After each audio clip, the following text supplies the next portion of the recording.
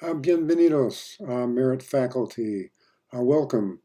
For this tutorial, what I'd like to do is I'd like to share with you how you can actually create a Zoom video and share that with your students without actually being in contact with them. Kind of cool because you just go on there by yourself and do it that way. This video a tutorial may take over 15 minutes, so I'm going to be keeping an eye on my timer. If it goes over, I might have to do a part 2 of it. So I may talk a little fast to try and see if I can get it into one session. So what you see here on your screen is my Canvas shell, and I've got some really nice images on there that I kind of like to attract students with. But I came here to show you this section right here. This is how you connect via Zoom, because I use Zoom a lot. I use it for individual one-on-one sessions, and I do group sessions with students as well. And I have them connect up with my voice phone number, my Google Voice phone number, and you can see that it's there. It's much easier to use that than to send them out a link each time. I have a download for their app, the Zoom app here, and then I have an image to show them what they're going to click on to join the site. So having shown you that, what I want to do is sort of jump right into the Zoom page to show you some settings that would be very good for you to use in order to do this thing that we're going to do. I'm going to go to zoom.us. Now, if you haven't gone into this yet and set it up for yourself, you definitely should do it because there's some settings in here that can make it extremely personalized. It can make it much more easy to use this on an ongoing basis. So here's my profile here. But for this, I want to go into settings. And in the settings, there's a subsection of settings that's called recording. Now, it's important that you have this feature set on automatic recording. So every time I go into a Zoom session with my class, it tells me and tells them that this session is being recorded. It does it automatically.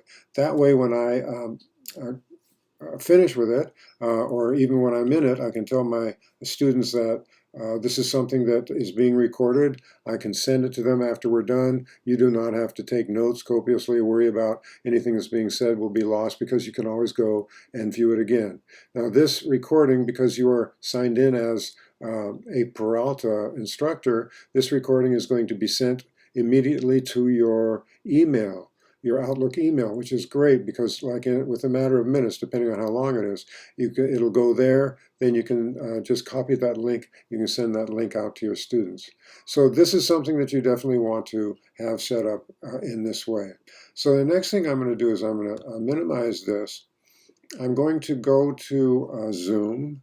And I'm going to actually teach a lesson to my class, something that I wanted to teach to them today because I just graded their essays, their final draft of their essays. So I'm going to join a Zoom session,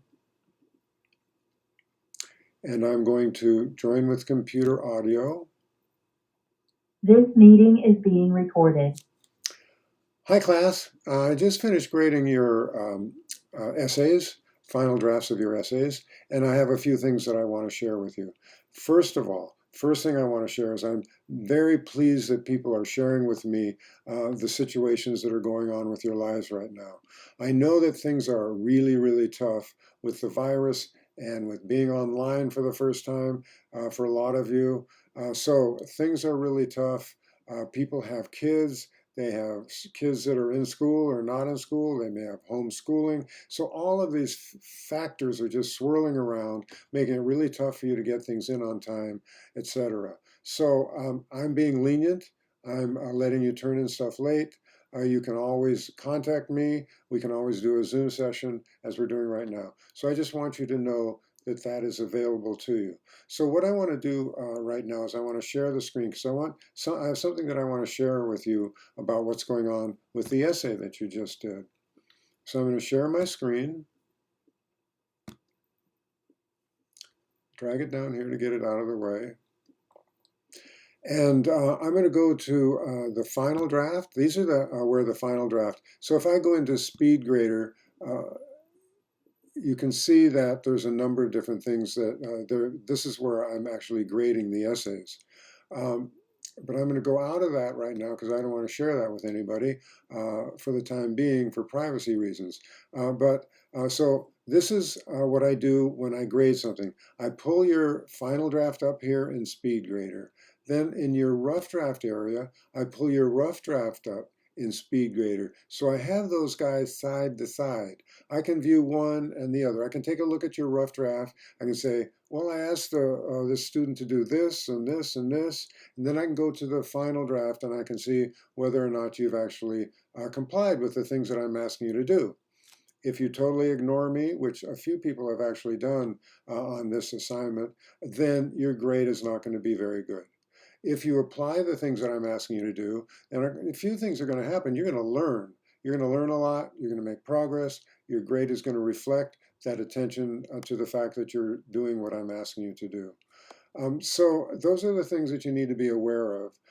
Also, I want you to be aware of the fact that there's another thing in our modules, another element in our modules that I want you to be aware of. And that is in the how to do this and that section. So at the end of that section, there's a grammar proofreading abbreviations file. So in some of your essays, I may have put something in the margins that's an abbreviation. I usually put it on the right-hand margin to show you that on that line there is this error.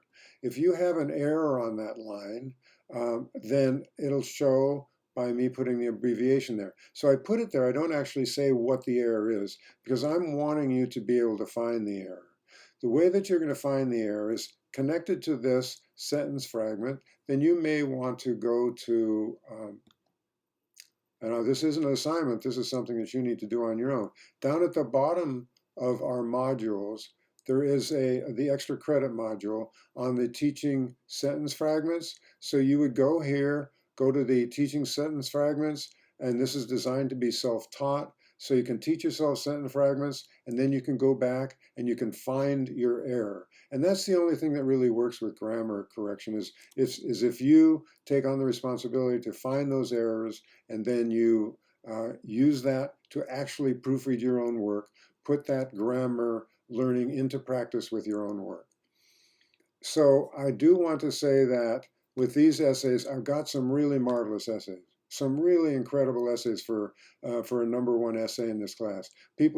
Some people were really paying attention to the modules, the elements in the modules, all the teaching portions of the modules, so that you would know exactly how to create a reading-based essay assignment. Argument assignment. So I want to congratulate people, and I want to tell people that if you want to do a revision, make sure you get in touch with me because that's required. If you want to revise something, you need to get in touch with me. We need to do a Zoom session so we can go over that. And once again, I don't want you to just do a Zoom session with me and then just ignore what I say and turn in the same thing. That's going to cause your grade possibly to go down even further. Okay, so thanks a lot for listening, and that'll do it for this session. Bye.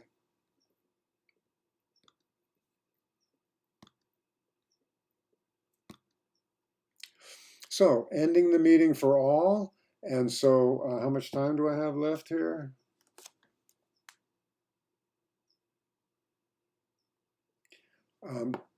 So I think I'm doing pretty good. So what's going to happen is we're going to go to the email, and we're going to see whether or not this has come in yet. Zoom recording. So with this Zoom recording, all you need to do is copy this guy,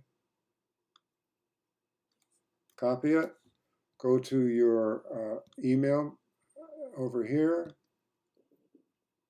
create a new email to a class,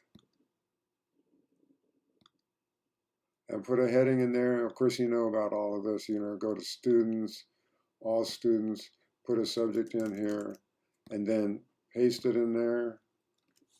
And then they will be able to get to that Zoom session. Okay, so that's it for this tutorial. Thanks a lot for listening.